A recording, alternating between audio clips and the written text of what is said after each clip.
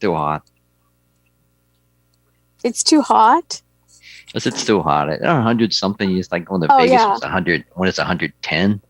It's like, oh my God. Yeah, I wouldn't like it that hot. I think we're live. Okay. Yes. I'm going back on mute. So, Miss Janicki, are we live yet? Yes, you are. It's 5 o'clock. Thank you very much. Well, welcome everyone to the City of Federal Way Parks, Recreation, Human Services, and Public Safety Committee meeting on April the 13th at 5 p.m. I'll call the meeting to order. And Miss Janicki, do we have any public comment? No, you do not. Okay, thank you so much. You're welcome. Thank you. So now we'll move forward with committee business for the approval of the March 12th, 2021 minutes. Do I hear a motion? Make a motion to approve. Chair. Oh, sorry. And I'll second. Right. Thank you. So it's been moved by Councilmember Baruso, seconded by Councilmember Sevadasan to approve the March 12th, 2020 minutes. All in favor, please signify by saying aye. Aye. Aye. Aye. Motion carries unanimously. Now we're moving on. Oh, now the next thing we need to do, I need to entertain a suggestion to remove an item from the agenda and add an item to the agenda. Councilmember Baruso, do you want to do that? Yes, Chair Kochmar, thank you. I'd like to remove item H, ordinance of the Federal Way Revised Code, Chapter 4.05, Park Code updates. And then I believe we want to put item... Okay, so Greg, we have to make a motion. Yep. That's okay, thank you. So is that in the form of a motion? Yes, it is. Okay. I'll second.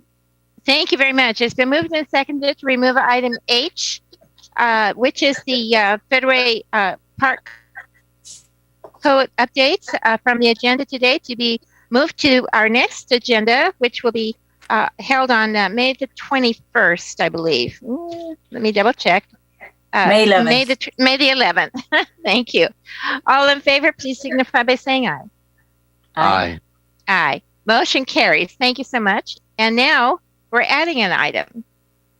Yes, Chair Kochmar, I'd like to add a item. I'd like to add, well, are we replacing G and moving G down to K? Yes, just go ahead and make a motion to do that, to replace G with the new item and then move G to the new H. Okay.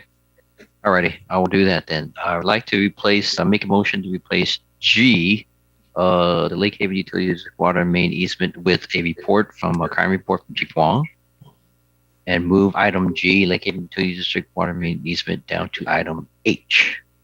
Is there a second? I'll second that. Okay. Okay. Thank you very much. So it's been moved by Councilmember Baruso and seconded by Councilmember Sevadasan for a new G and a new H. All in favor, please signify by saying aye. Aye. Aye. Motion carries. Thank you so much. Thank you. Well, now I think we can go on to item C, which is, let's see, that's the 2021 Human Services Committee. Oops, wait a minute. Excuse me. I missed item B in here. Yes, thank you, Chair Kochmar and council members. The Arts Commission is asking for approval of the 2021 Arts Commission contracts for service recommendations. The Arts Commission for the upcoming year, but with COVID, we delayed interviews and the application process for contract for services. And this year we're asking for $42,250 to help with. Well, thank you very much. I appreciate that. Is there anyone that can put that up on the screen, the contract for services? Chair Kochmar, if I could just jump in, it's not, the Arts Commission isn't asking for more money than. Oh, just the 2,000. We're just allocating an extra 2,000 towards contract. Okay. There would be no new money being asked for. It's currently. Thank you. Sorry about that. No problem. Okay. Thank you. Council, are there any questions? Oh, Councilmember Sevadasan. Yes. So one of the contracts, Center Stage requested $12,500, but they're getting $14,000. Can you tell me Why and how? And is that what makes the difference here at the for the 42,000 that you want? The 2,000 that you want to add, is that where it's going to go? No. So the 2,000 that we're adding is actually coming from the Federal Way Lions Club, the Make Music Day. We're allocating $1,000 instead of 500, and the Auburn Symphony is actually going to be performing at the PAC Center, and so that is a new one, and so they've asked for we're giving them $1,750. Okay, so why are we giving Center Stage more than what they asked for? Well, Center Stage hasn't. They've actually haven't had any way of allocating funds, and so that was one of the reasons. And I think if you want to, Karen, do you want to step in here and help me a little bit? Sure. Center Stage actually has the most budgeted out of any of those. I consider it a big budget, risky for Federal Way, but it is a commitment to Federal Way, and they have the biggest budget. Normally, the Symphony and Center Stage have about the same budget, the same number of performances, the same ask. They both receive payroll protection program, but the Symphony can perform, Center Stage cannot. And then this year alone, because of COVID and the pandemic, the Symphony's budget is half of what Center Stage is. So I believe Center Stage needs more money because they're putting more money into Federal Way. Yeah, my question really is, they asked for 12,500. Right. Okay. They actually need about 30,000, Okay. but they didn't put it in their request. They should have. The Symphony put their whole amount that they needed in their request, but Center Stage didn't. And I don't know why, because they're both losing about the same amount of money, even though budgets are not there. So last year, Center Stage asked for 30,000, and we only gave them 12,500. So I think when they asked for the 12,500, that's why they asked for the 12,500, is because that's what they got last year. Exactly. Okay. Thank you. Is that sufficient, Councilmember Cephedosin? Okay. I should mention that we are joined by Councilmember Baruso and Councilmember Cephedosin as members of the committee, but we are also joined by Council President Susan Honda and Councilmember Leander Kraft. I'm sorry. It's Kraft. And I think that's all. Thank you for the moment. I see that Councilmember Baruso has a question. Yes, thank you, Chair, Coach Moore. So Vicky and Karen's, so I'm looking at the amounts. So those amounts that they're being allocated to, like the Federal Way Youth Orchestra, that's not going to hurt anything, right? Because I say they would, correct me if I'm wrong, but they have like Federal Way Youth Orchestra Symphony is 7,300, but they're only getting 25. Is that correct? Is that how I'm reading this correctly? They had a significant grant given for PPE. Okay. Yeah, so that's why. Okay, I just want to make sure that, right. I just want to make sure they're not, they're okay with everything here because I'm looking at the numbers. Mm-hmm. Thank you. Thank you. Good questions. And now we have Council President Honda. Thank you. So, I used to be on the Arts Commission for a number of years, and I know how the process works. The Center Stage, in asking for $12,500 and getting $2,000 more, are they able to, you have to spend it before you get it back, before the city reimburses you. Are they able to do that? Yes, they are. And they're only asking for $1,500 more. And yes, they do have to spend it before they get it. They've planned this year plays that are going to be live. Great. And the Symphony is planning to do things too. But We believe Center Stage really needs that extra amount to help them So- through. Literally, the symphony can perform during the year. All the music groups can perform and have in very creative ways through virtual concerts and such. Center Stage could not at all. They tried, it just wasn't a go. So, so with the Auburn Symphony, with us giving them money, can you tell me why we would give? I understand they're performing at the PAC, but why would we give another city symphony money when our symphony asked for more and we didn't give them more?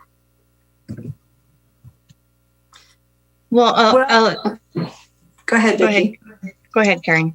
Well, my thinking is the Auburn Symphony asked. Last year it was Northwest Orchestra asked, and that's okay. If they want to perform at the Performing Arts Center, that's fine. Because of the way the symphony had their budget extremely austerely reduced, my thinking is since it's half of Center Stage, they should get half of the award. But we didn't. We increased it to 10 because we want them to perform at the PAAC. So, but why are we giving the Auburn Symphony any money? Last year we gave it to Northwest Orchestra. This year we're giving it to the Auburn Symphony. It's mainly to pay for the PAAC because the PAAC is the most expensive place to rent other than downtown True. Seattle. Yeah. We did not give them the full amount that they wanted, but we did give them something to help them perform here. And they said that they would provide closed circuit television to the school districts, a recording, several other things too. Things that the Northwest Orchestra provided last year. The Northwest Orchestra is not asking for money and is not performing down here this year. So can anyone refresh my memory? I'm actually walking out of the car into the house right now. Last year, did we provide any of the grants? Did we provide grants and did anyone use the grants? Cody? Yep, I will answer that. Yes, most groups were able to pivot to a virtual format last year and perform on some level. And so most groups did pull off some sort of performance and did get reimbursed for expenses. And many of them presented those virtual formats to the commission this year during their interviews, as they're going to do some sort of hybrid virtual performances. At least many of them are. Okay. Is it possible if I could get, if you could just send me so I could review all of the applications? I didn't see those in the packet, or maybe I missed them if they're there. I would just like to see the applications. Yes, I'm happy to email you those first thing tomorrow morning. Thank you. I appreciate it. Okay. Thanks. Thank you. Are there any more questions, Council? I see we've been joined by Councilmember Martin Moore. Welcome. Hi, thank you, Chair. Okay. You're welcome. All right. Well, thank you. Councilmember Cepeda. Yeah, I do have one more Your question. hand is still up. Okay. No, I have one more question. The South King Tool Library. So what is that request for, please? That is for public art. So have you been to South King County Library? They have different public art forms there for people to enjoy while they're, they have a little garden area, and they also have a metal art piece that they have done. And so they're asking for this art piece would be made from two different artists from the area. And that's what they're asking for them, is to help support the artists that are building the art piece. So when they build the art piece, is there any way you can notify us so we can go visit? Yeah, well, generally, I think it is posted. So, yeah. And I had a question too. Is South King County Tool Library affected by Sound Transit's putting in the OMF? Is it affected at all? I don't think that would be affected. Okay. I think I don't know for sure, but I think that's a stretch. But Councilmember Stephen Dawson, you can go to the tool library even when it's not open and see the piece of art. It's really quite unique and really quite beautiful. Okay, thank you. Thank you very much, Council. Seeing no other questions, do I hear a motion? I'll make a motion. I'll make it. Go ahead. Go ahead. No, go ahead. I move to approve the 2021 Arts Commission contract for services funding recommendations and forward to the April 2021 City Council consent agenda for approval. I'm wondering if in the motion, we should include the fact that it's for $2,000, an increase of $2,000. Can I make a friendly amendment? Friendly amount? Sure. Go ahead. Okay. Yeah. All right. I always think that we should include, if it's money, we should always include it in the motion. All right. Okay. It's included. Thank you. Okay, so thank you very much. And Councilmember Brusso seconded the motion. All in favor, please signify by saying aye. Aye. Aye. Motion carries. Thank you so much. So now we're moving on to item C on the, I see that we have Brittany Julius here, who's going to present 2021 Human Services Commission Work Plan.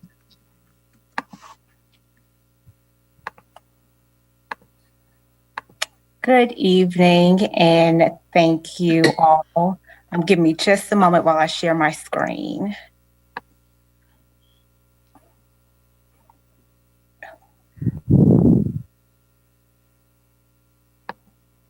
And are you able to see the PowerPoint presentation? Yes. Yes. Okay. And so let me... Do you see notes as well? I'm not sure what you all are able to see, and I just want you to see the one screen. Oh.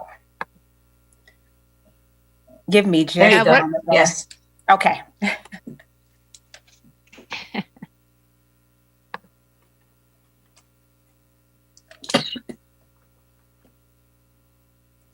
Okay, I am not sure what is happening on my end, and I knew I should have gone into the office so that I wouldn't have this issue, but I will just move forward. So during the November Human Services Commission meeting, the commission moved forward with staff's recommendation to transition from an annual work plan to a biennial work plan to coincide with the Human Services General Fund cycle and city's budget. The plan outlines specific goals and activities that the commission intends to follow to focus their efforts. The Human Services Commission discussed the 2021-2022 work plan during the January 25th meeting and voted at the February 22nd meeting to forward the proposed 2021-2022 Human Services Commission work plan to committee and council for approval. I wanted to show the PowerPoint, but I guess it's not really needed, being that it is provided in tonight's packet on pages 10 and 11. And on pages 12 and 13 of the packet, you will find the descriptions for each of those items.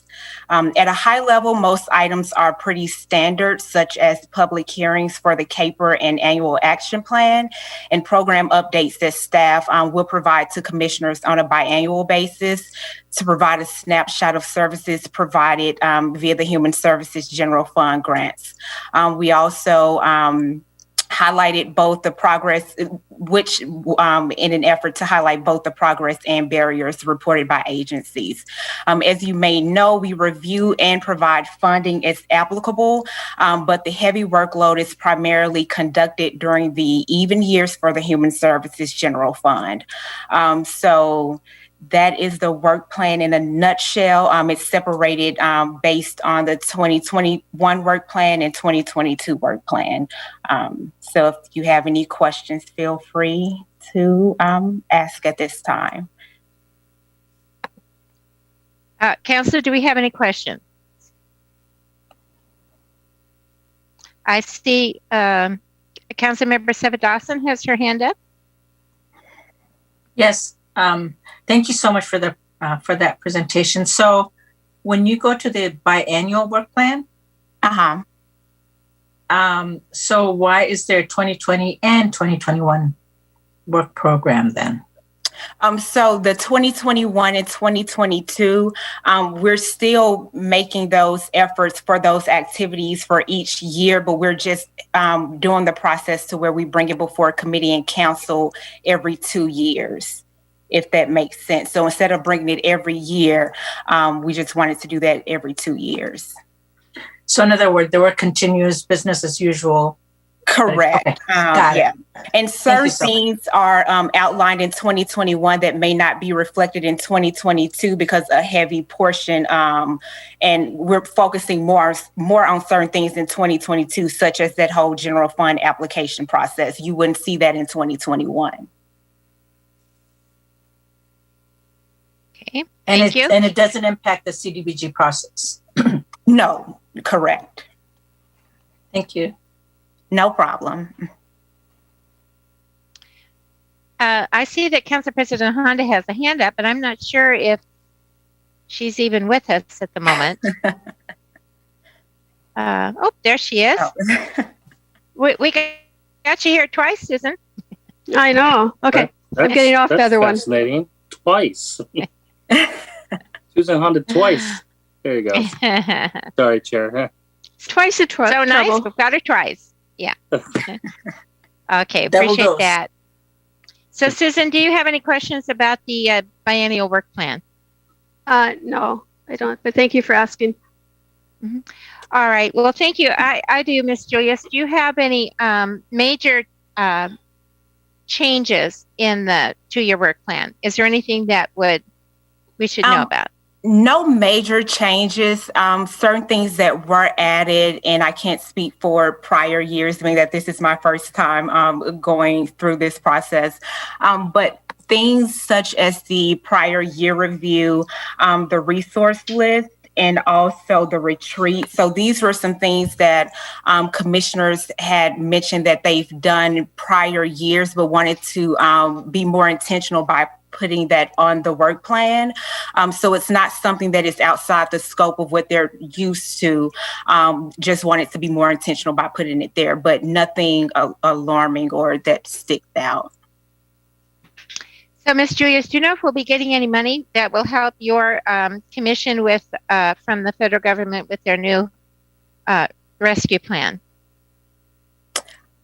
There is new money, and Sarah, I may need you, if you're on the line, to help me with this. But I do know that there is an additional funding process that we are going to go through with CDBG CV funds through the state. So that is additional funding that we will have to allocate, and we're going through and talking through a plan with that. Yes, and Go ahead, Sarah. If I may add, as Brittany mentioned, I'll be sending you an update on the CDBG CV2 funds from the state. We are eligible for about $224,000. Because of timing, we will be submitting an application this month. It will not come before council, but you will see contracts for those funds.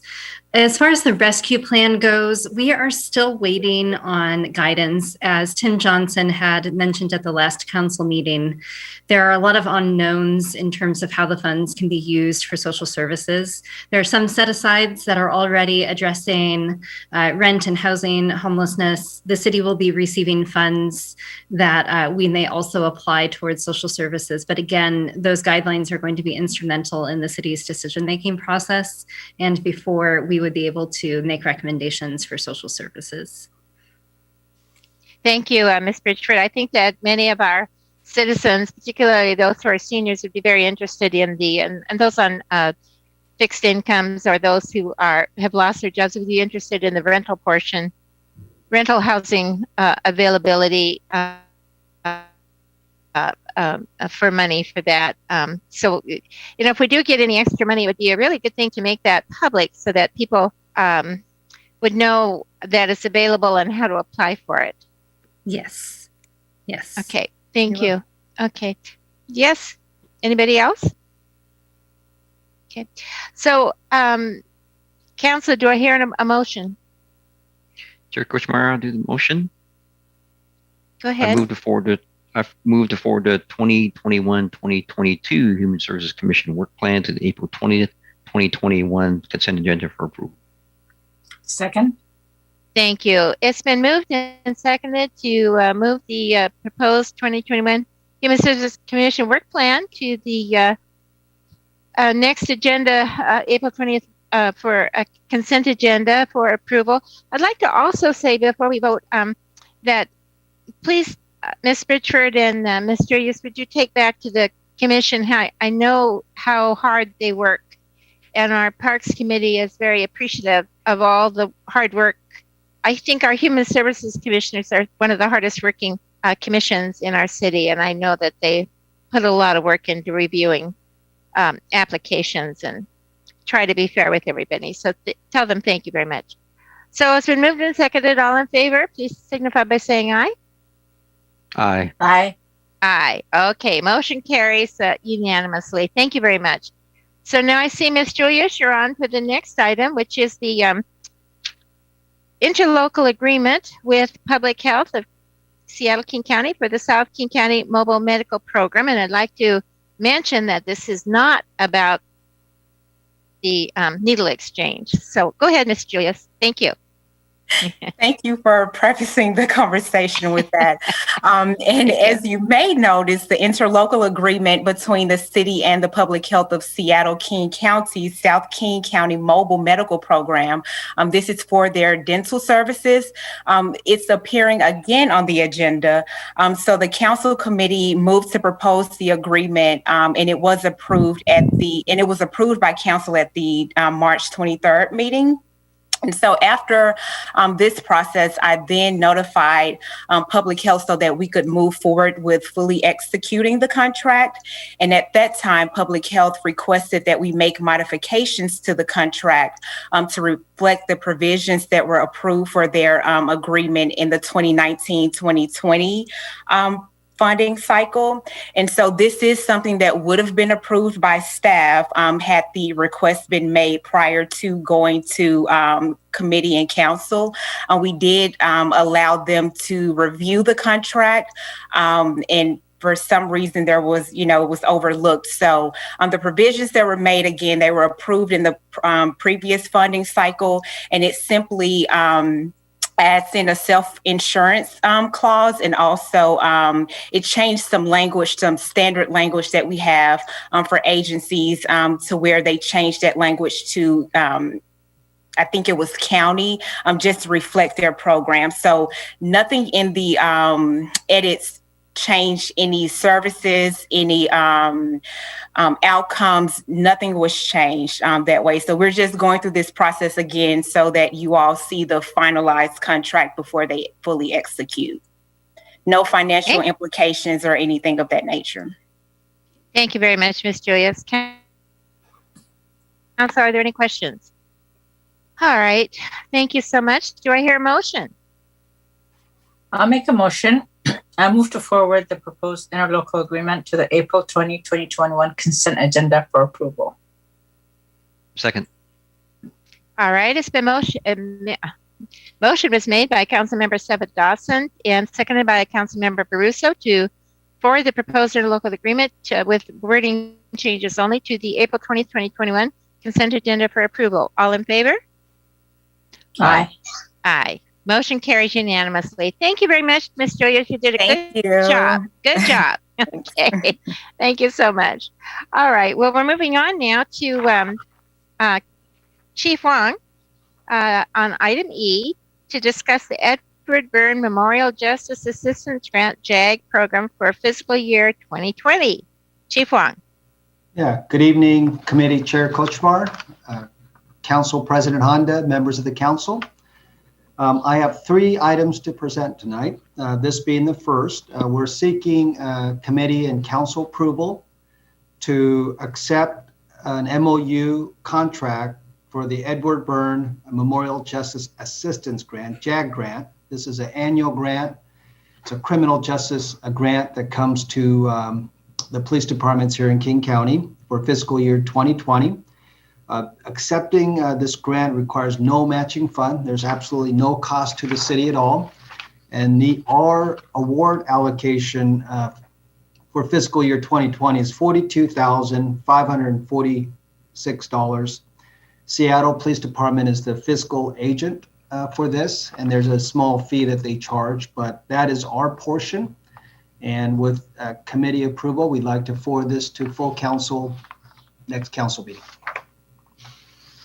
Thank you very much, Chief Wong. Council members, are there any questions?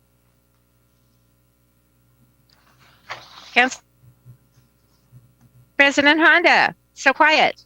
No questions, huh? No, so far, but I'm sure I'll have more. Thank you. All right. Do I hear a motion? Chair Kochmar, I make the motion.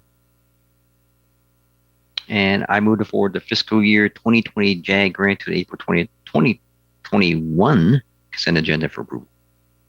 Second. Thank you very much, Chair, Councilmember Baruso and Councilmember Sevadasan. It's been moved and seconded by, as mentioned, by Baruso and Sevadasan to move the fiscal year 2020 JAG grant to the April 20th, 2021. Actually, on the so we need to put that to the April 2021 consent agenda Right. for approval. We need to Yes, just I change caught that that, on and committee it said recommendation. 2021. Thank you. I heard that. I heard that. Thank you. So thank you very much. All in favor, please signify by saying aye. Aye. Aye. Aye. Motion carries unanimously. Thank you so much. Okay. Boy, it's so easy those years, you know, you get those numbers going and pretty soon you forget what year it is. Okay, Chief Wong, you have item F, which is the agreement between the Washington Traffic Safety Commission and the Federal Police Department to provide grant funding for traffic enforcement. Chief Wong. I think I have another easy one, but in terms of questions, I think we'll make it up on my third topic when I talk about crime Okay. grants. This here, we're asking for, again, for committee council approval to accept $2,500 from the Washington Traffic Safety Commission to enforce distracted driving. Every now and then, Washington Traffic Safety Commission has these grant fundings available for us. This would be having additional officers on patrol doing traffic enforcement. I know driving doesn't get a lot of attention or headlines, but as a police department, we continue to receive a lot of complaints about speeding vehicles, distracted driving, and we do have quite a few accidents within our city. It is still one of the highest service demand placed on our patrol officers responding to traffic-related matters. So I am, there's no financial impact to the city, and our department gets reimbursed for, basically overtime expenditure for doing traffic enforcement. And when we do distracted driving, it'll be primarily people who are holding on to cell phones while they're driving or talking on the cell phone for this funding. All right. Council, are there any questions?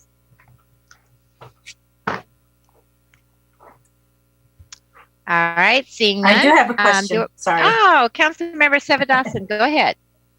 So do you get pulled over for having the phone, or is it a secondary infraction? It's a primary violation if you're holding onto a cell phone. In the past, you had to be like talking on it, but nowadays the law has been amended, changed over time. Basically, if you just have a phone in your hand, that's a violation. So even if you're looking at your GPS, it's a violation? Yeah, you should technically pull over, get your setting, and then it's okay to look at your cell phone as long as it's on a mount, on the dash. That would be fine. But if Okay. you are, holding it in your hand, using navigation, letter of the law, that would be a violation. Good to know. Yeah. Good. True. It is good to know. And I'm sure none of you All right. ever do that, so that now at least you know Oh, the Chief law. Wong, I already got a ticket once before. We're good. All right. And I was talking. I have Look at GPS that. now, so it's a whole different world. I love how transparent you All are, right. Chair. Yeah. Expensive ticket. All right. So thank you. So I now call my car my phone. It works just fine. So thank you. It was quite a while ago when I got it. Well, thank you very much. Do I hear a motion? Sure. I move to forward the proposed agreement for grant funds to the April 2021 City Council consent agenda for approval. Second. All right. It's been moved by Councilmember Sevadasan and seconded by Councilmember Baruso to move the item to the April 20th, 2021 Council consent agenda for approval. All in favor, please signify by saying aye. Aye. Aye. Motion carries. Thank you unanimously. Thank you so much. I see a little grandchild in the picture there. This is Amos, and he's 3, and he just wanted to say hi to everybody. Oh, hi, Amos. All All right. Okay. Good job. Well, we have Chief Wong now to give us some crime statistics for the first quarter. Go ahead, Chief Wong.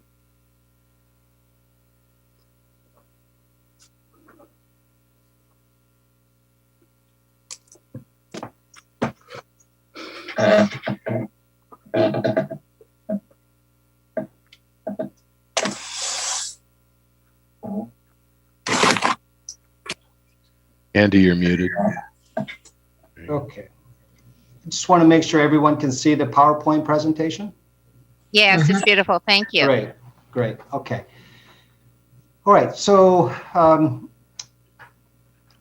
after the presentation, first of all, I will send you this PowerPoint presentation. So you don't have to take any notes or anything like that. This was kind of a last minute ask to present crime stats. There's been some community concern about crime numbers. So what I'd like to do is present the numbers to you. I have some graphs after this that would explain some of the things, but I would ask that you just write down any questions that you might have. And I will also come back to this NIBRS numbers, and I will also go back to any graphs that you like. So first of all, when I talk about these crime numbers, I want to talk about the total crime numbers for 2020.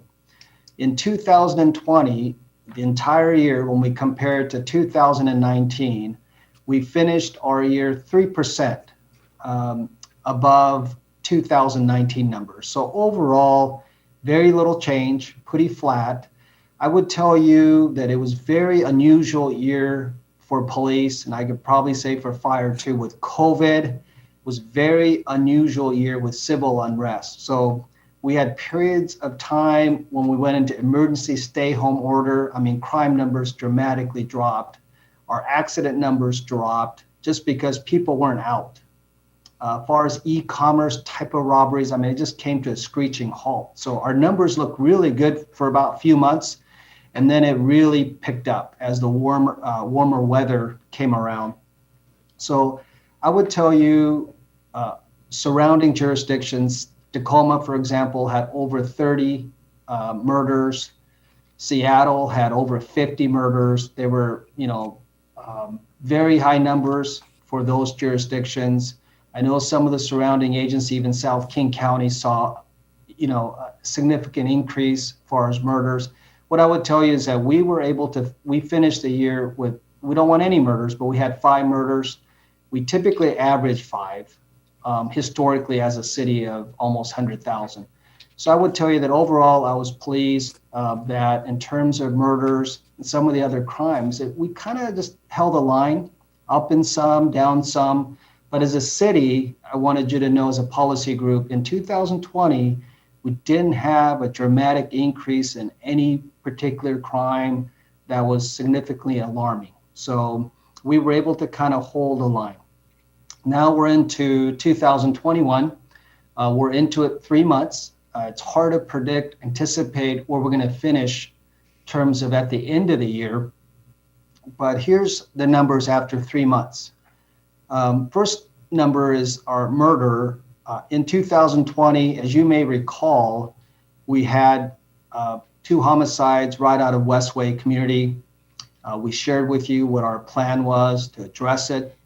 I can tell you with confidence today that we had 2, 3 problem homes. They were affiliated with gangs. They were bringing problems into the neighborhood. They were also involved in shootings. So we were able to file some charges, but we were ultimately able to work with the homeowners association. We were able to get 2 of the residents out. Not too long ago, we had a 3rd resident nearby. We also had them move out of the area, working with the landlord. So bottom line is, year to date, as of April 13th, we've had 1 murder in our community. So that's where we're at there. In terms of robbery, kind of the gray areas are the areas that I'd like to maybe just talk about. Are there key crimes? Robbery, last year we had 36, 40 after 3 months. And I will talk about what our plan is in terms of addressing the recent retail robberies and our robberies total. Now, when you look at robberies, I want you to know on social media, people will put robbery, strong arm robbery. I want you to know most of those strong arm robberies are shoplifting cases where they resist, fight with loss prevention, somebody gets assaulted, or they pull a weapon and they get away. Very few are what people always think robbery is somebody walking into a retail business with a gun out and robbing the business. Those happen, but not as often as the other crimes I shared with you. So, but we did have an uptick with 4 armed robberies on the west end of our city, and we're taking steps to address that. Aggravated assaults are down 18%. And when you're looking at small numbers, the percentages seem pretty drastic in change, but I just want you to know the numbers are pretty small. So when you see an 18% reduction, we're talking about 9 crimes. And the simple assault is down 28%. When you're coming down to forcible sex offenses, let's see, where's this? Oh, we're not there yet. Kidnapping, I want you to know no kidnapping cases where a stranger abducted somebody else this year. It's usually a family, domestic situation, somebody's held against their will or something like that. But no stranger abduction that I'm aware of. Burglary, residential, commercial, I want to share this with you. Obviously, we have a significant reduction in residential burglary. In 2016 or so, we were at over 600 residential burglaries. Now we're around 250. There's been a dramatic change, and in part because of people have camera systems at home, people are staying home more, so it has dramatically reduced our residential burglaries. Last September, we were nearing almost 100 burglaries when you looked at both commercial and residential. It got to a point it was completely unacceptable. We put a tremendous effort into reversing that trend, and significant number of our commercial burglaries were being committed by our homeless population. So we took a strategic, proactive approach. I can tell you now for both residential and commercial, we're around 50.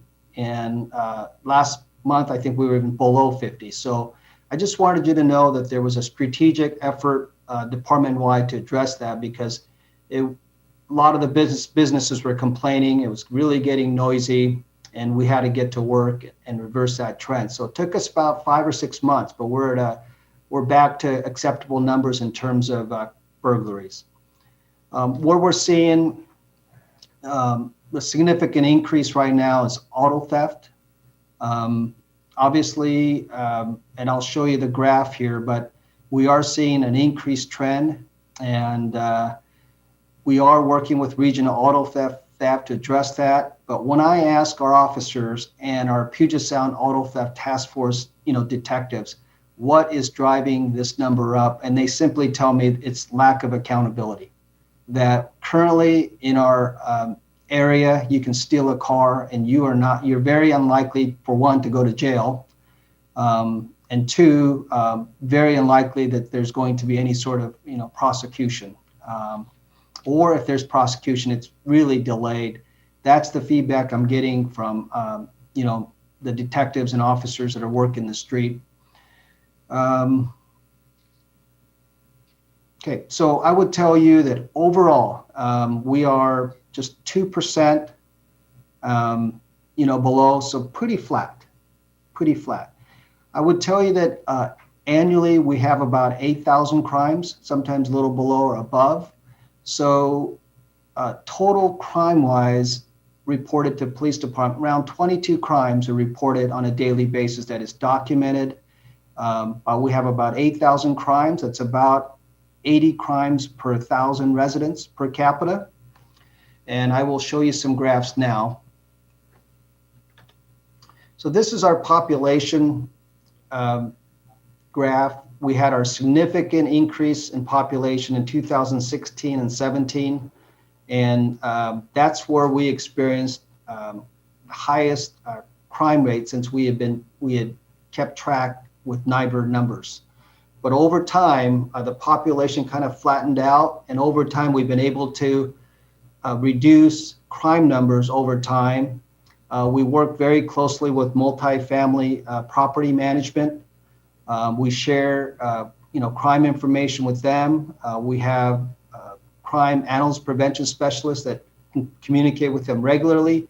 I think this is one of the proactive things that we do as a city to address, residents that are involved in crime or so forth. And our property, multifamily property management, they're pretty responsive working with us to keep their community safe. So over time, we've been kind of able to reduce the crime within our city, even though the population has kind of stayed the same for us for several years. So here's the crime per capita. So you can look here that I spoke to you about 2016, 2015. We were over 100 crimes per 1,000 residents. And we've been able to kind of reduce crime gradually over the years. So we've kind of plateaued out around 80 crimes per 1,000 residents. And if our crime numbers say, this is just forecasting, and I don't believe we will finish at 77.33, but if the crime numbers stay the same for the next 3 quarters, that's where we're forecasting our crime per capita will be. But there's so many variables, so many unknown factors, that's hard to be accurate. But I wanted to kind of share with you, because in previous presentations, you have asked, what do you think we will finish in 2021? We'd like to see, based on the crime numbers, where are we? So we'll have a better idea maybe June, because then we'll have 6 months of crime data. But after 3 months, that's where we see ourselves around 80 crimes per 1,000 residents. So here's, again, our just strictly NYBER numbers. We were over 10,000 crimes in 2016.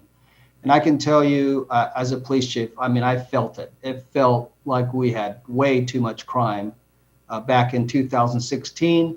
As you may recall, that was the year we had 2 groups of gangs operating on the west end of our town.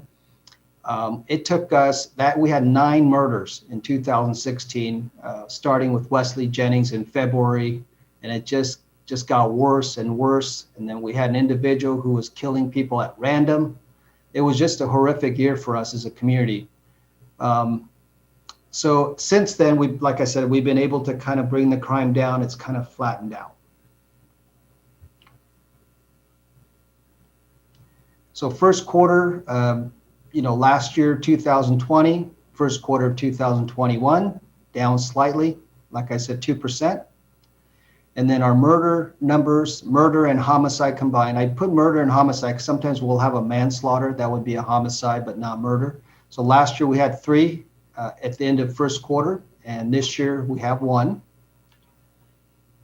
And then historically, we have about 5 homicides a year in our community. So last year we had 5 murders and 1 manslaughter case. That brings us to 6. But on average, we've had 5. And our record in our 25-year history, the most murders we've had was 10 murders back. I think it was like 2008.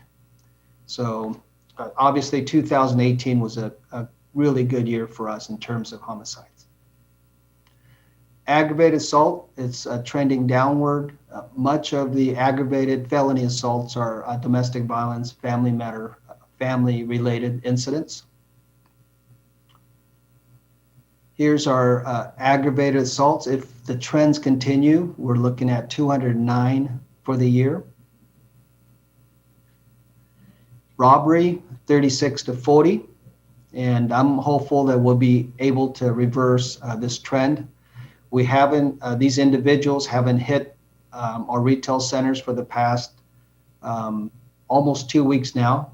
And we have quite a few officers that are working the robbery prevention. We have 1 officer stationed at 340th and Hoyt. And then we have a officer assigned at 21st and 336 intersection from 6 p.m. to midnight. We also have our gun violence emphasis officers randomly, quite often patrolling the area. And we're also placing our empty patrol car from time to time at this location. Our detectives are actively still working the case. And our detectives believe that the individuals committing these robberies live very close by. And they are not hitting these targets during business hours, meaning what they don't want to hit it when there's customers inside. They're hitting the businesses early morning hours, like 6:30 in the morning. So we have 2 officers signed as well, 6 a.m. to 9 a.m. working at these 2 locations, but they're hitting early morning or they're hitting late at night, but they do not want to rob when there's people inside. So we will continue this emphasis for a little while longer. And then here's our robbery number. We peaked at 2018 and then saw a reduction. But if we have the current numbers that we have, where we're looking at 166, we hope to reduce these numbers this year. Again, I know I can tell you that most of these robberies are not the type of robberies that we talked about. It's quite often shoplifting or e-commerce, people coming together, they're being set up to be robbed, or somebody just literally snatching a cell phone from someone or implying threats to take somebody's cell phone. Those are the most common type of robberies that you see. Auto theft is up 143 to 200. And here's our auto theft numbers looking back many years. Our highest is 2016, over 1,000 auto theft. We're looking at maybe 772 if these numbers continue. Hopefully we can bring these numbers down. We have automated license plate readers. We have 3 patrol cars that are equipped with that. And quite often we're recovering stolen vehicles, quite often even from other cities that are in our city. But this technology really helps us to recover stolen vehicles.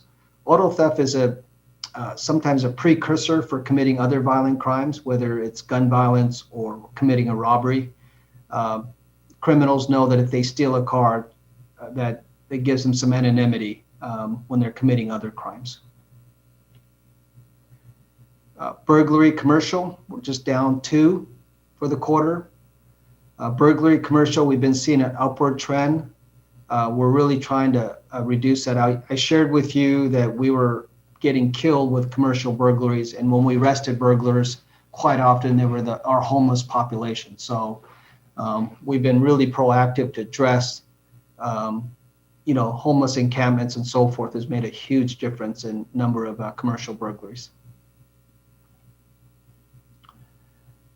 Burglary residential, we're looking at historical low numbers in terms of home break-ins. Not burglary, residential burglary is one of those crimes that creates a lot of fear in the community. When we were having 600 residential burglaries, as an agency, we literally stopped doing everything, and we had detectives, but everybody patrolling, trying to apprehend burglars, because it did create a huge problem for our community when we had these residential burglaries, and we were having 600 of them for the year. I'm really pleased that when your home gets violated, you don't feel safe. And you don't want any burglaries, but being at 250 burglaries for a city our size is a good number. Here's our burglary residential. I shared with you 2014, 629. We've been continuing to see a downward trend. And then I wanted to share with you, this is one of the measurements that we look at. 2020, our overall, from somebody calling 911 to an officer, arriving at the scene, we average 17 minutes. This is one of the things that I look at to make sure that if we see numbers increase, that's when we have to address staffing issues. Are there other operational changes that we need to make? But you can see back in 2016 and 17, when our crime numbers were high, even 18, you can see how response time increased. And then 2020, we had less calls for service than what we would typically have, 71,000. The year before, 75, 77. When our crime numbers are really high, you can see our crime calls for service was much higher. So we have roughly, over 200 police response per day, requests for service in our community. Now, I am prepared to answer any questions that you might have. Thank you, Chief Wong. So I can't see anybody at the moment. So let's see. I can get out of this if you like. I could do that. Thank you. Okay, thank you. All right. Well, let's take our council member, our committee members first. Just in line of order. Councilmember Baruso. No, thank you, Chair. Thank you for the presentation, Chief. I just had a question. I don't know, maybe you covered it, but the number of enforceable sex offenses were pretty large there. Yeah. Let me find that. Wasn't in the graphs, it was just in your chart there. Yeah.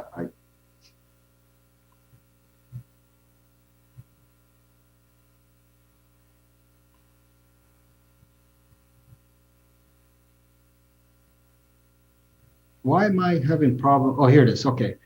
Forcible sex offenses, 9 to 17. I was looking for that earlier. I wanted to explain.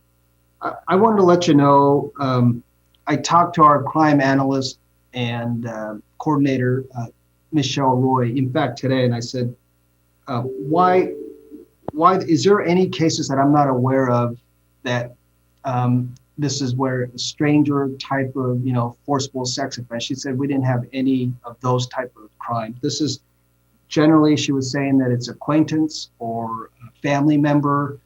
I know I was talking to a detective that works sex crimes, and he thought as kids go back to school and stuff, when they're around trusting adults, that we're probably going to see higher numbers. I know of cases. We're actively looking for a suspect now where we had a family friend rape a child. So those are the kind of cases that we're seeing.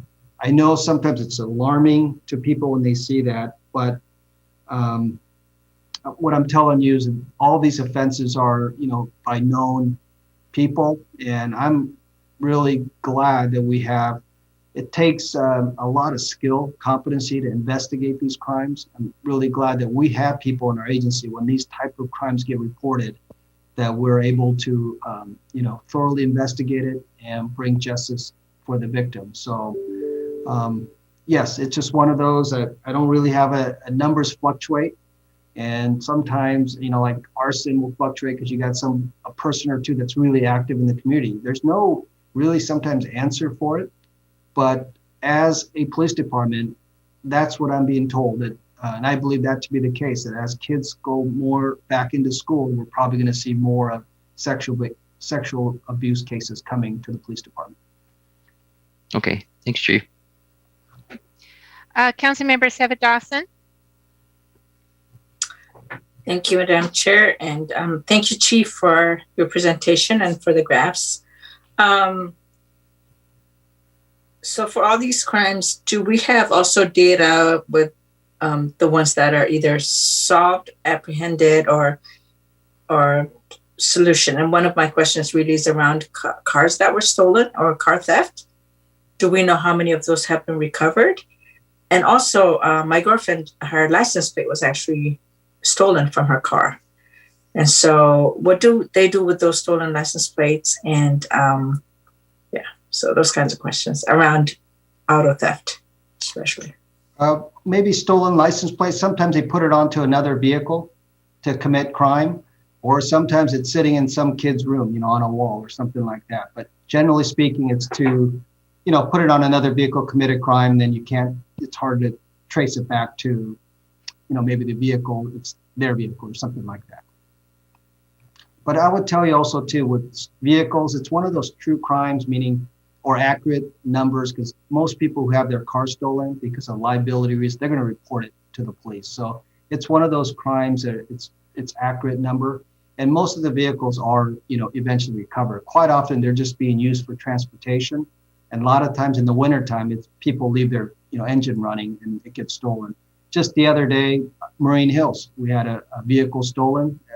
A worker left his engine running and somebody just hopped in and drove off. Fortunately for us, the vehicle had a GPS tracking device, and we arrested the offender rather quickly because we were able to locate the vehicle, pretty quickly. Yeah, I think you remember this happened to me several years ago when I was in the apartments, that I had 3 incidences that our cars were stolen. And they were all recovered, but not in federal way. So, yeah, thank you. All right, Councilmember Moore. Thank you so much, Chair, Coach Mar. I appreciate you calling me. I have to actually jet out of the door with our little guy, so thank you. Chief, I have to say you have a very difficult job, and for that, I am absolutely grateful for your efforts and your ability to lead through difficult times. I think it was really interesting what you said in the very beginning, which was, that some have stated that accountability is what the problem is when it comes to crime, when it comes to theft, when it comes to burglaries, when it comes to, I'm just going to spend time on those two just because of that's what's been on the minds of many residents. And I believe, and Council President Honda, you can correct me, but I'm going to say some of us, yourself, and I know that I've brought it up on occasion or so, but and I'm not sure if this is a question for you, Chief, or not. Maybe it's a question for Eric Rhodes. I don't really know who the question really goes to, but can a city get involved in prosecutions of those? Of that crime. And Councilmember Kraft, I see you nodding your head, and thank you. So I guess I asked that question because, I get frustrated when I hear amazing businesses like Jim.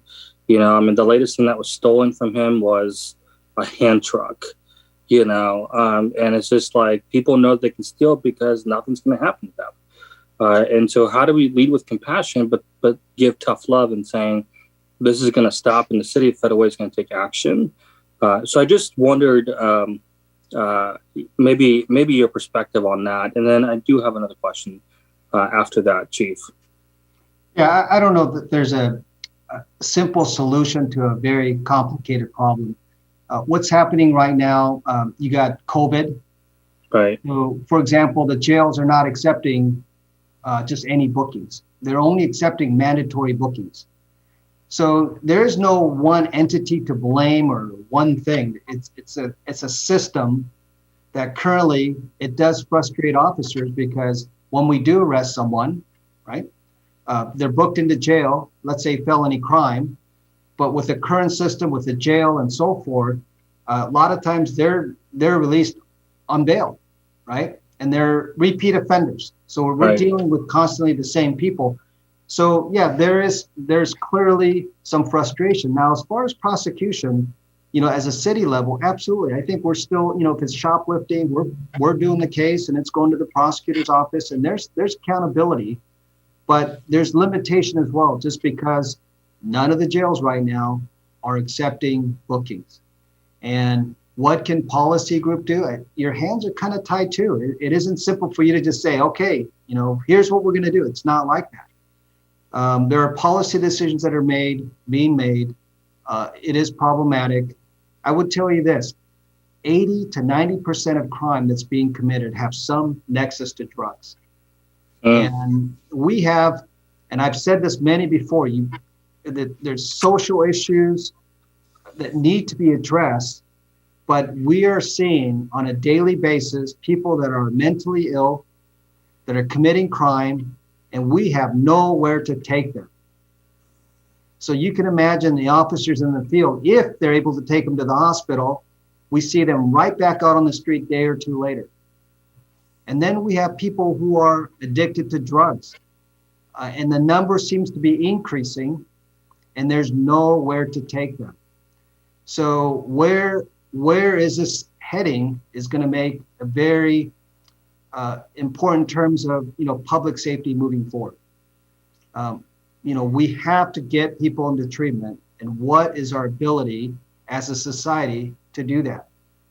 At the state level, we just don't have capacity. And I've said this before, until we fix those issues, we're going to continue to see crime issues, but there's no easy solution. So I want to share that. I think people on social media, when they talk about fear of crime, it's not unfounded. Just to give you an idea, people are inundated with crime right now. If you look at America, we had over 19,000 murders. 2020, as a country, we had more murders. We're reaching similar numbers that we had back in 1980s and 90s when crack cocaine was such a big problem in our country. So back then, drug was a problem. We're reaching 19,500 murders in our country. We saw a 58% increase in murders in King County. This is happening not just in King County, all over different parts of our country right now. Last month, our country broke record in terms of number of people being background for firearm purchase. There were over 4 million background checks. Every month, we're breaking record of the previous month because people are buying weapons because they're afraid. So when people see, and then also on our local social media platform, every time we have a robbery, and it doesn't matter, it's a dollar store, Right. who puts up a fight, they don't want to be arrested, so they pull out a knife and they run away. Now, people, every one of these 130 robberies that we have in our city gets posted as a robbery. Right. People don't know it's a strong arm robbery. They just go, oh, another robbery.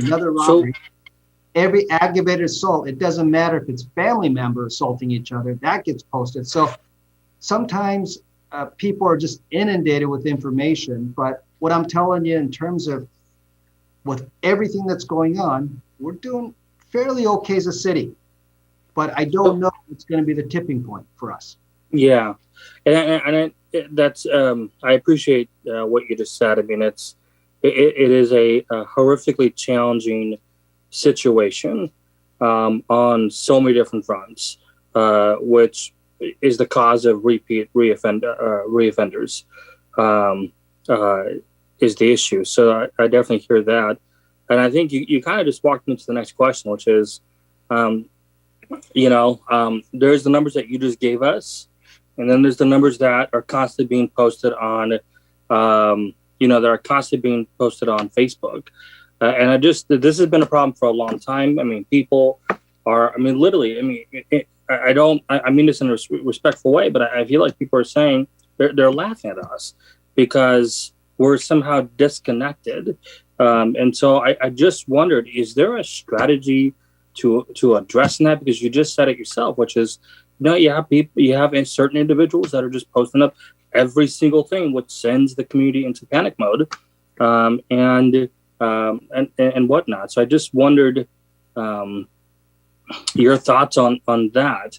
And that's my final question. But that's always, and as long as I've been a council member, that's always been a challenge.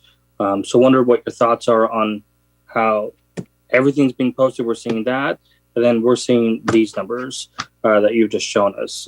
So I'll give it back to you, Chief. No, I mean, I share with all of you that we have crime in our city. We have 8,000 crimes. I would like to see the crime be lower, and we work every day with strategies. What can we do to impact crime? That's every month. I meet with all supervisors within our department. We look at what crime that we're going to try to have a positive impact. We all work towards that.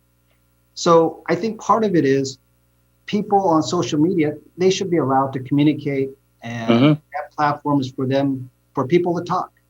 But as a city, we're not saying we don't have crime. We have challenges in our city. We have Highway 99 right through our city. Right. We are kind of the hub of South King County area. Everybody comes together. We're going to have light transit also coming to our city. There's a lot of people going through our city. We have interstate that's going. We have challenges. I would tell you this. I can say with confidence our neighborhoods overall are safe. Now, we might have an uptick of crime here and there, but our neighborhoods are safe. Where we're having majority of our crime is Highway 99, 320th, where all the businesses are located, 21st and 336. Those are kind of the areas. And why is there higher level of crime? That's where everybody comes together. That's where, people come together for e-commerce, everything that's going on. So I think there's people see crime. They're just looking at anecdotal incidents, but we're saying, yeah, we have crime. We're continuing to work towards it. But what I could tell you is that we're not seeing an uptick. We're just kind of flat, and we are having a little uptick with robberies, and we're working on that. And I think I would just continue to encourage, and you've done a lot. And this is just more of a comment, Chair Coach Mar, but you've done a lot to become more transparent with your department and to be more engaged in social media. I see it. I remember the years I talked to you about that, and shared my comments in this very committee.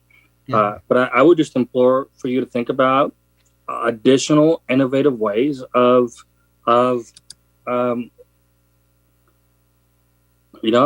know it's time is money, but being more engaged in the federal community, thinking of new ways to communicate, and getting that message out, and becoming more and more visible. I mean, I know that we're saying do more, but people need to know what we're hearing.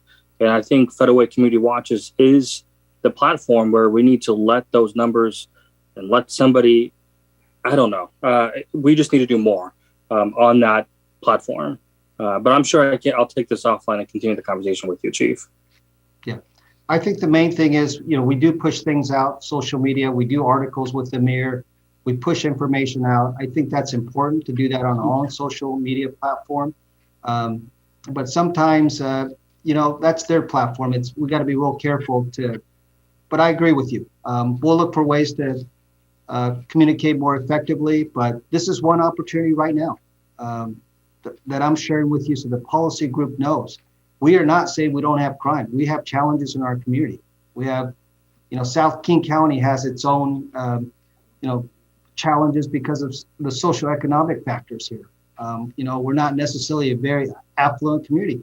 You might go to a very affluent community on the east side. You might have maybe 40 crimes per 1,000 residents, right? They have maybe less challenges in their community. Maybe they don't have Highway 99 going right through their town.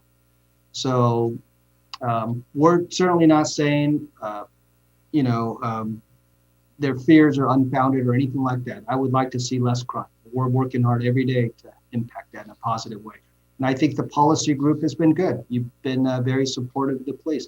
I think you recognize good police work and you want our officers to do good police work. I think that'll continue to be important because communities where officers aren't supported for doing good police work, if officers stop working, then you're going to see a huge increase in crime.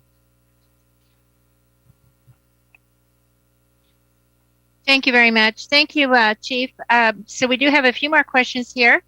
Council President, can I hold you for last? And we'll take Leander Kraft, Councilmember Kraft. Thank you, Chair Kochmar. Chief, thank you for explaining to the general public the different types of robberies. I think that when I do see the different descriptions, there is a general thought of what a robbery is, but it's good for the general public to also understand that a shoplift gone bad can also fall into the category of a robbery. Can you talk to me about the response time? So you noted the response time for Federal Way Police Department has gone down, and so that's been a positive thing. How does the public respond to that when your officers get on scene? Is it a positive response, or do they feel like they're waiting a long time?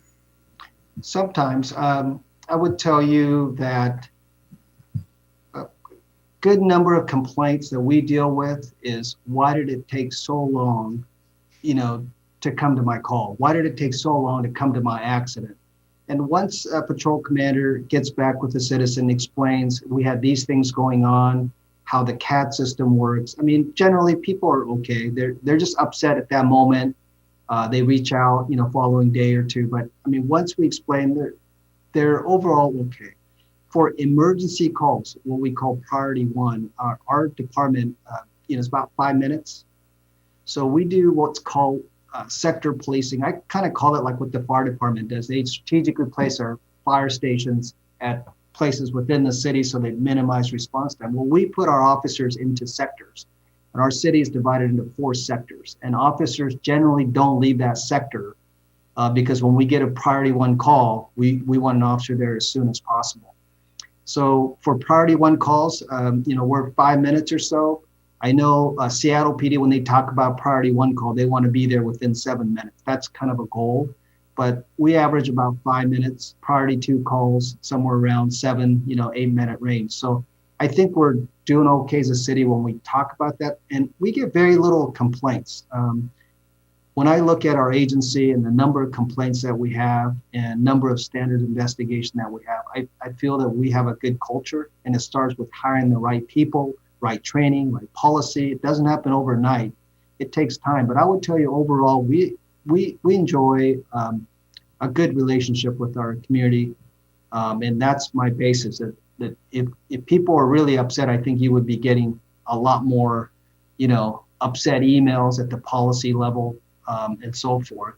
And I very seldom share positive things because I just don't want to inundate the policy group every positive comments that we get in the police department.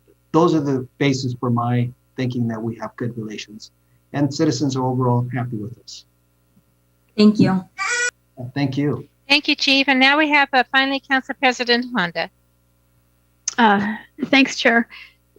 First of all, I'd like to thank Chief for coming today. I know that he was asked at the last minute, and I really do appreciate this presentation. I think it's important for the public to see and hear this conversation. So we know during COVID that we had more domestic violence cases in King County. And I saw that the animal cruelty cases were up a couple cases in 2021. Is that a concern of the department, that perhaps that is a sign that those who are committing the animal cruelty cases should be of things to come? It's such a small number. Again, sometimes there's no rhyme or reason why certain crimes will uptick like that. But when we're doing the investigation, our animal service officers will do a thorough investigation. If there's more to do, certainly they'll do that. But I don't know. I don't know that I could draw anything from, having one animal cruelty case to 4. But we are very proactive with animal complaints. I'll tell you what, one of the best policy decisions the council made many years ago was to create our own animal services unit.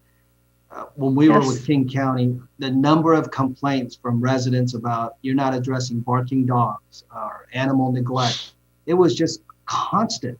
And once we got our unit, it took us a few years, took us maybe more, but we're at a point now that our people are doing their job addressing complaints, because I don't very seldom get complaints from residents that we're not addressing animal complaints, because we are addressing it with enforcement or other means, but very seldom. I don't think you're ever getting animal cruelty complaint. Not often anyways. Not like we used to. That's true. So with the increase that you're noticing in people using drugs in Federal Way, have we arrested or identified anyone who is selling drugs and taking those folks off the street? We're still doing that. Last few years, we've been really focusing on marijuana homes. They're organized crime. We had a lot of complaints from residents, particularly Twin Lakes. People are buying up homes, organized crime, and they were growing marijuana with tenders. We're really significantly down with that. And I want to be, in terms of drug crimes, I know I couldn't believe Q13 were highlighting our reduction in drug crimes. We only provided the crime numbers. But I want to tell you that, yeah, clearly we're not making as many drug-related cases simply because they're not being prosecuted. So, one of the things in King County, even if prior to the Blake decision, unless you had more than 1 gram of, heroin or those hard drugs, it wasn't being prosecuted. So that's the reason why the numbers were down to begin with. And I will continue to think that numbers it's going to decrease because it's not a crime anymore to possess those drugs. But hopefully I answered your question on that. But legalization of marijuana, that's another thing too that we saw in police work. It was supposed to actually eliminate, the black market and need for people to buy drugs, but we actually saw an explosion with legalization of marijuana. Like I told you, with organized crime and young people still buying, selling, marijuana. And Wesley Jennings was killed, selling marijuana. So we're still seeing those crimes today. So with the possible new legislation that would allow people to have personal amounts of illegal drugs on them, if that, and I don't know if that has, how far that's gone in the state right now.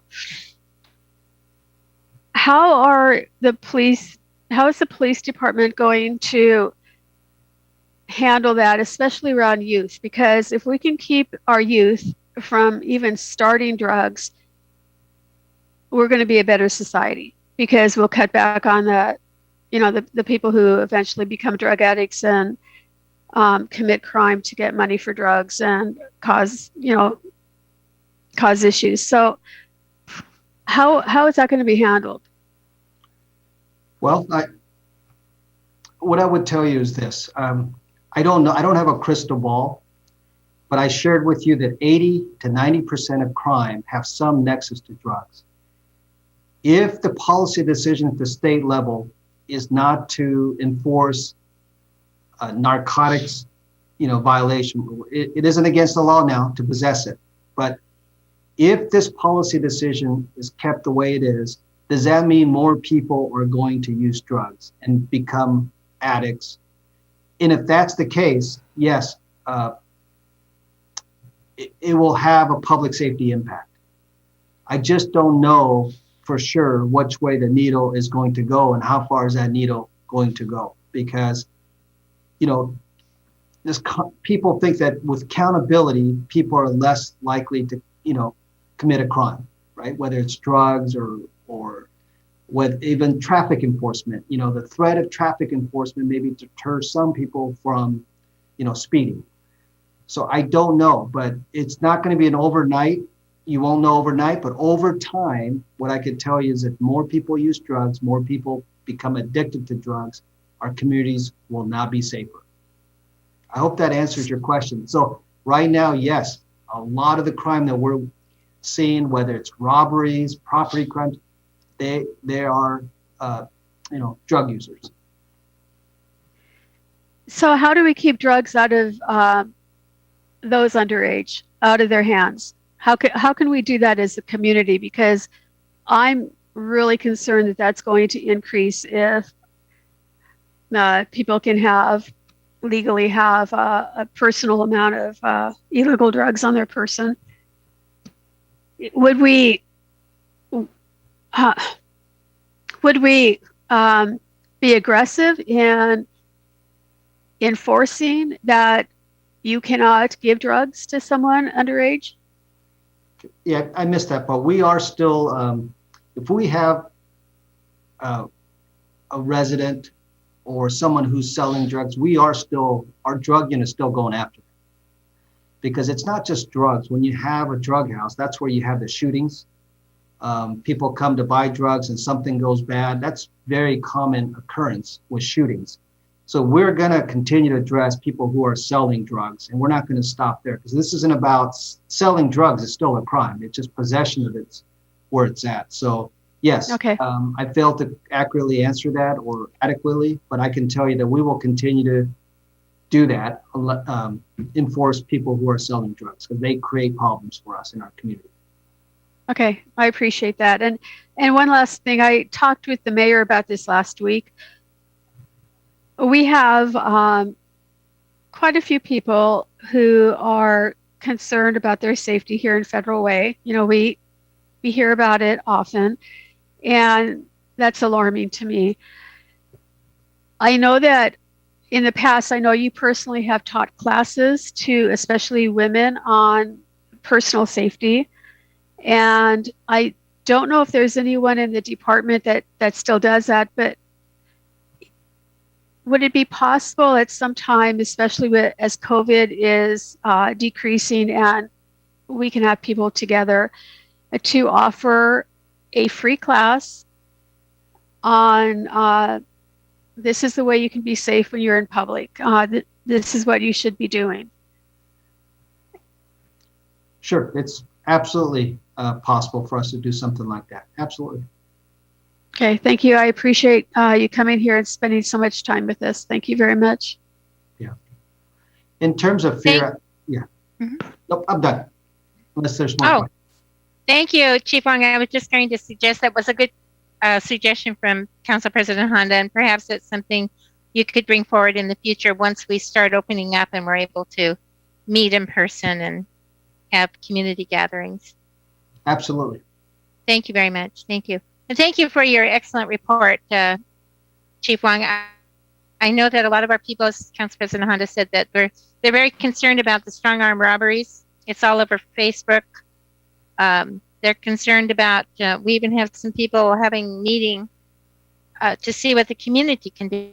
That's how concerned they are. And so all I can think of is just to reach out to them and say, hey, get involved, come to council meeting, tell us your concerns, talk to the police. If you don't feel safe, you need to come forward and we'll see how we can help. But so thank you very much, Chief Wong. And I do hope that those robberies go down. That's a big concern. And that I'm not sure, how to change the prosecution portion other than to ask our state representatives.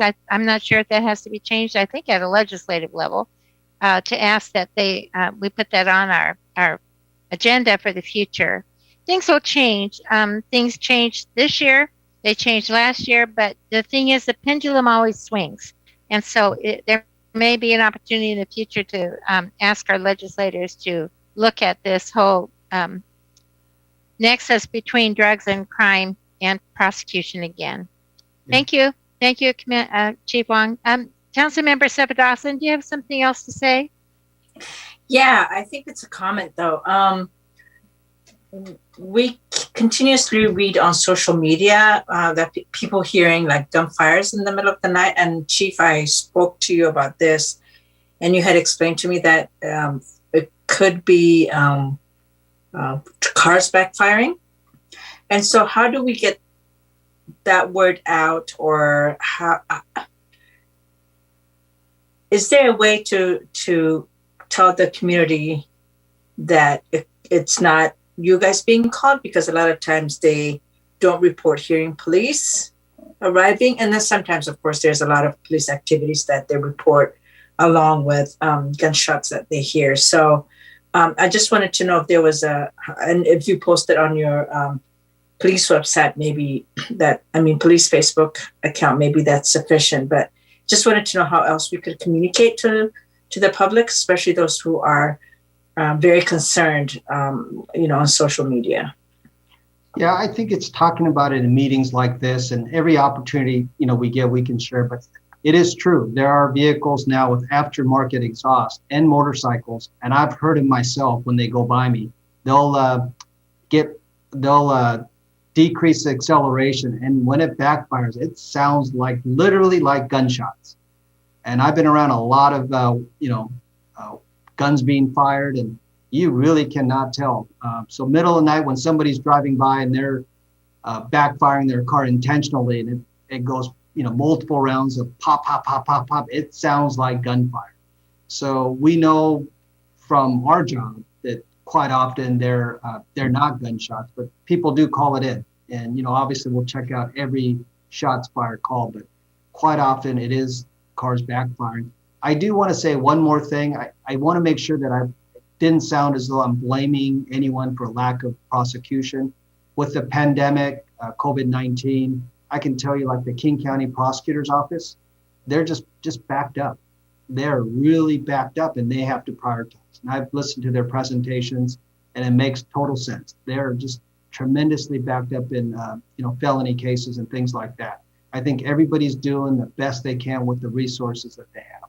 So I hope that's helpful. I'm not here to blame anyone. We're just, obviously safety is important too in terms of the COVID-19, but there's a lot of factors at play. Thank you. Councilmember Kraft.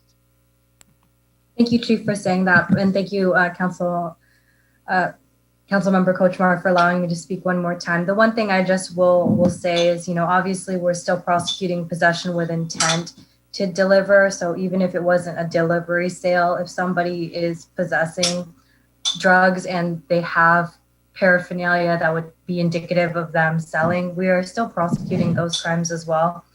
And the other thing I would say is one thing we could do to address sort of the fact that prosecution is, as the chief mentioned, we are very much inundated with work, and the King County Council often cuts our funding every year.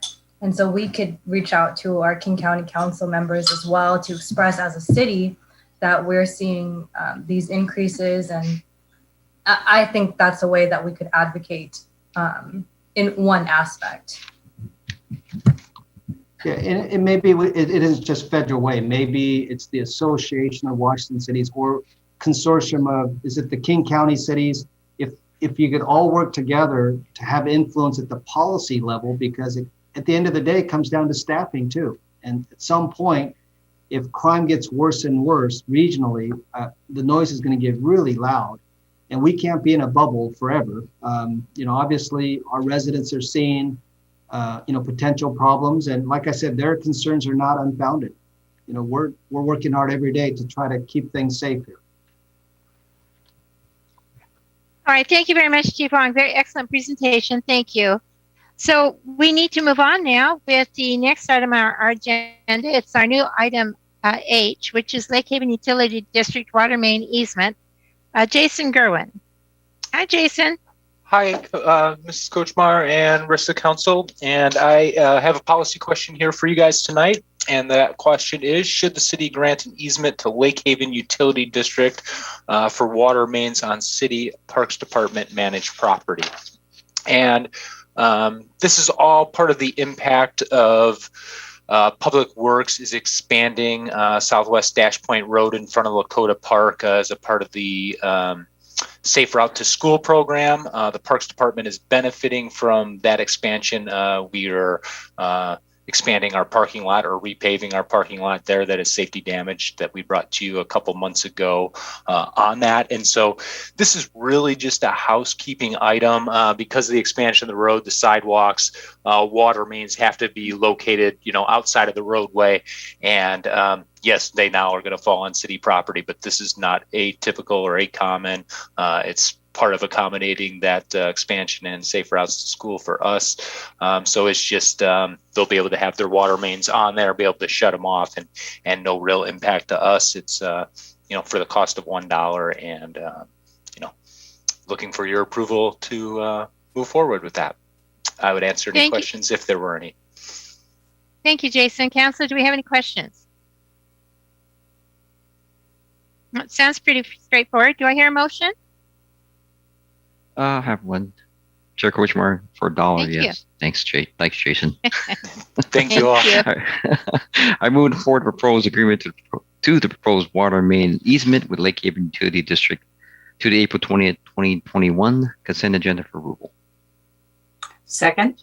All right. It's been moved by Councilmember Bruce, seconded by Councilmember Sefa Dawson to move this proposed agreement to the next consent agenda for approval.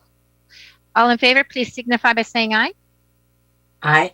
Aye. Aye. Motion carries. Thank you. Motion carries unanimously. Thank you so much. Thank you all. Okay, well, thank you. Now we're moving forward to the Federal Way Community Center water slide status. John Hutton. Good evening, Chair Kochmar, Council President Honda, and members of council. Be very brief. This is just an information only segment for you. Roughly 3 years ago, if you've been in the leisure pool, the large slide that goes up near the ceiling and comes down, a very, very attractive, fun piece of that pool.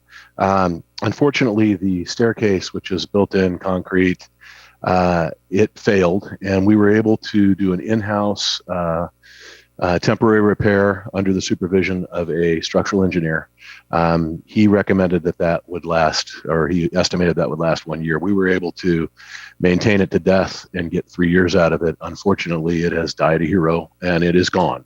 And now that that structure is no longer safe, and so it is been taken offline. And so I just wanted to let you know that has happened. Not unexpected. We were expecting to be out for a grant already by this time, but COVID unfortunately delayed that entire grant by almost a full year. So we are now going back out. We're requesting to go back out for bid on that. I think we've already made that request, and so it's going out to bid, and we'll get bids on that. The grant is an equity grant through King County, which has a huge allotment for aquatic facilities, and we're incredibly optimistic that we will be funded. The repair, or not the repair, but the replacement of the slide could reach or exceed $500,000. So it's very expensive amenity. Yeah, I had the same reaction, Council President Honda. Yeah, I'm still shopping in 1973 myself. So it's very expensive, and so but we are anticipating that grant will pay for most or all of that. So just wanted to let you know we'll be going out for that grant, and we're optimistic. We've already worked with those grant folks, so we'll be going out for that, and hopefully that'll get funded at the end of this year and or early 22. So that is where we're at. Just wanted to give you that information so you didn't hear it from another source. If someone went over to go swimming and the slide was closed, it is indeed closed. We did yeoman's work to make that work for 3 years when the structural engineer only gave it a 1 year life expectancy. So, but it has had its useful life, and we'll miss it dearly. But the cool part is we'll have a great new slide, which will be a new draw to the community center, and will be a great amenity. So that's all I have, unless you have questions. Thank you very much, John. Councilor, do you have any questions? Well, this is information only. Thank you. Thank you. Since I recommended some people go over to use slide, it's a good thing you told us. Yeah, I they won't can, be recommending that anymore. Lots of other fun to be had at the community center, but no longer on the slide. So. Okay, no slide. Okay. All Do we right. still have the lazy river? We still have running? the lazy river. The pool's completely open. It's not in danger of falling on anyone as long as people stay off of it. So yeah, it's yes, the lazy river, the lap pool, the hot tub, everything else is usable and in perfect condition. And this will be a really cool thing. I mean, it was used and loved all the way to death. And remember, it's been open now for 14 years. So Wow. it's I still think of it as the new community center, but it's 14 years old. So Yeah. but yes, so thank you very much. Yeah. Thank you. You're welcome. All right. Well, seeing no questions, Council will move forward. Now we're coming to the last item on our agenda, which is the ordinance relating to misdemeanor possession of controlled substances, adding a new section to our Federal code. Eric Rhodes. Good evening, Chair Kochmar and committee members, council members. My name is Eric Rhodes. I'm an assistant city attorney, and I am here to tell you about the ordinance prohibiting misdemeanor drug possession. And I will share my screen with you now. Can you all see the slide presentation? Yes, sir. Yes. Okay, wonderful. So, drug possession is prohibited by state law. And until recently, that also that enabled the Federal Way Police Department to enforce those laws, and it preempted any city from establishing its own penalties for drug possession. But a recent Washington Supreme Court decision invalidated that state law because the state law did not require the state to prove that the defendant knew about the drugs. And so that has changed the situation and made it so the state cannot currently enforce the criminal possession of controlled substances, but now opens an opportunity that cities could do that. And that has led us to where we are now. And so what we're proposing tonight is an ordinance that is very similar to the state ordinance, but it includes an important word, knowingly. It would make it unlawful for any person to knowingly possess a controlled substance other than marijuana without a prescription. And that violating that law would be a gross misdemeanor. That would allow if this ordinance is enacted, it would allow the Federal Way Police Department to continue to enforce illegal possession, and that would, in some sense, solve the problem of that state law being invalidated.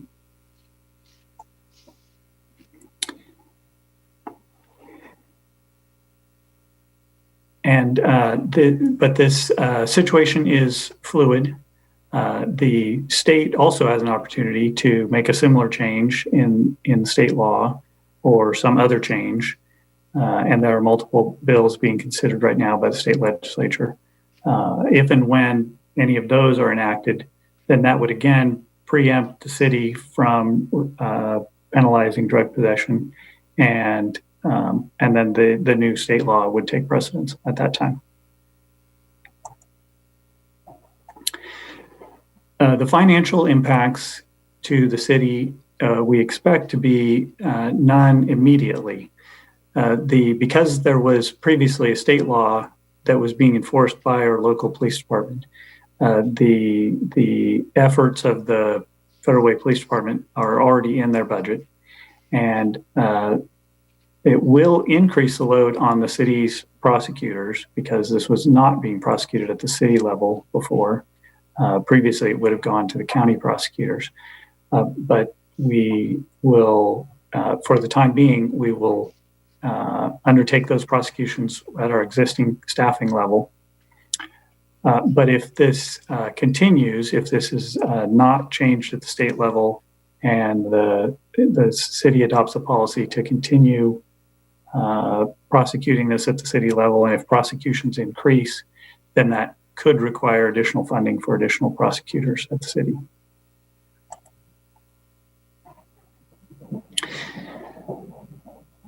Prohibiting possession at the city level, now that it is not, now that the state law cannot be enforced, is very important.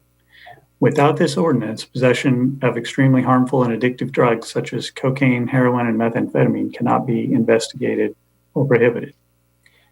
Theft, violent crime, impaired driving, and many other crimes have a direct correlation to the use of these types of drugs, as we just heard the police chief tell us with his crime statistics.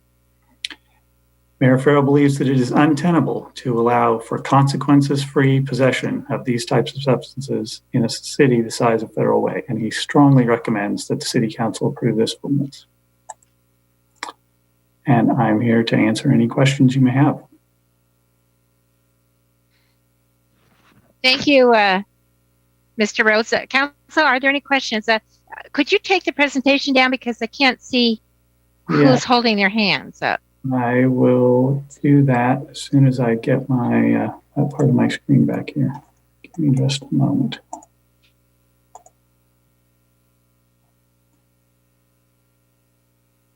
Let's see.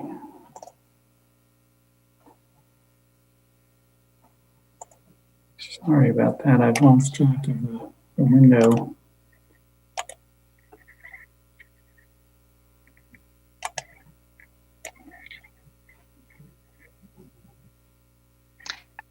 In the meantime, Council, would somebody, if they have a question, would you please just go ahead and speak? Chair Kochmar. I'm not hearing anyone. I have a question. Thank you. For Eric. Go ahead. Go ahead, Greg. Thank you, Eric, for presentation. Just real quick, I don't remember, but what is the cost for, what do we have in our budget for a prosecutor? I do not have that number off the top of my head, but I will get that information and send it out to the council members. And also, when this is discussed again at the council meeting, the city attorney, Ryan Call, will be there and he will have more information about things like that. Okay, thank you, Eric. Go ahead. Do I hear someone else? I have a question if Councilmember Seffi Dawson doesn't. Okay, go ahead, Council President. Okay. If we were to vote on this next week, how long would it be before it would go into effect? Is it a month? Or are we going to have an emergency? Would we call it an emergency ordinance and it would go into effect immediately if we have enough council members voting for it? The way the ordinance is written right now is that it would take effect in 30 days. But the council certainly has the discretion to take other action. And why do we want to wait 30 days? That is our standard procedure for ordinances that are subject to referendum. Okay. But again, that is not a necessity. It's just our standard practice. Okay. I thought when I talked with the mayor about it, we were going to try to make it take effect immediately if we had enough council members supporting it and if we called it an emergency ordinance. Okay. Do you know of any other cities that are trying to do this? I don't know of any other particular cities. I imagine that many cities are taking similar action. And have our state legislators in the 30th have they been consulted, and what do they have views on this? And I don't know that off the top of my head. Again, Ryan Call will probably be able to answer that question. He's just not available tonight. Okay, thank you. I appreciate the work that went into this. Thanks. You're welcome. Councilmember Savadasan, did you have a question? Yes, I do. Mm-hmm. So what we're doing is adding the word knowingly, correct? That's correct. So, but right now, what we're voting on is not the actual ordinance. We're voting on it going to first reading for next week, right? That's correct. Your vote tonight will not enact the ordinance that sends it to council. Okay, because I personally, this is something that I'm not very familiar with, so I'm struggling with even the language. And so having that time is very helpful. So yeah, okay. Thank you so much. You're welcome. Okay, Councilmember Kraft. Thank you, Chair Kochmar. Thank you, Eric, for the presentation. Has the City Attorney's Office ran the numbers of how many VEXA possessions usually come out of the City of Federal Way, so we would know how many prosecutors we would need to prosecute those cases for the city? I believe the city does track that. I don't know those numbers, but I think the police chief or the police department will have that information, and I will pass that request on to him. Great, thank you. I just imagine that, you probably will need more prosecutors if this continues this way via ordinance. Yes, understood. Okay, and I'd like to point out that this would be moving this proposed ordinance for first reading. So it wouldn't be adopted at the next meeting. It would be just first reading, and we would have 2 weeks before final adoption to ask more questions. Mm-hmm. And to have people, citizens in the community ask their questions as well. All right, no more questions? Okay, do I hear a motion? Yeah, I can make a motion. I move to forward the proposed ordinance to first reading on April 20th, 2021. Second.